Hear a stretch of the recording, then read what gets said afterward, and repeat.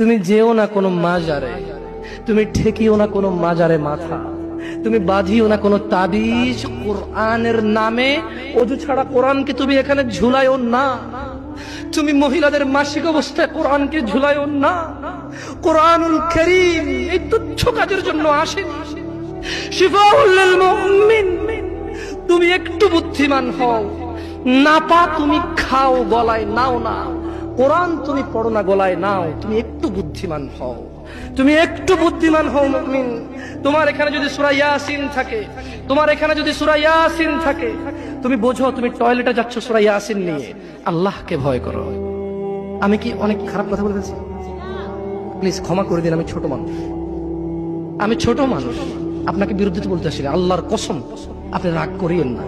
ধরেন সূরা রহমান আপনি হাতে রাখলেন, টয়লেটে গেলেন, স্ত্রীর সাথে ঘুমাইলেন, গোসল করলেন, সিনেমা দেখলেন, আপনার বউয়ের মাসিক, হায়েদ, নিফাস, টয়লেটে গেল, মিথ্যা কথা বলে, সিনেমা দেখে, গোসল করে, আপনার সাথে ঘুমায়, অন্তরঙ্গ সম্পর্কে জড়িত হয়, ওনার কোমরে সূরা ইয়াসিন। বলেন কোরআন কি এত তুচ্ছ জিনিস? বলেন এটা কি ন্যায় না অন্যায়? আল্লাহকে ভয় করা উচিত নাকি উচিত না? আল্লাহকে কেমন করে ভয় করা উচিত? হাক্কা তুকাতিহ, যেভাবে ভয় করা, যেভাবে ভয় করা উচিত। আর একটা কথা বলি, দুনিয়াটা কি বলেন? একটু কি বলছি?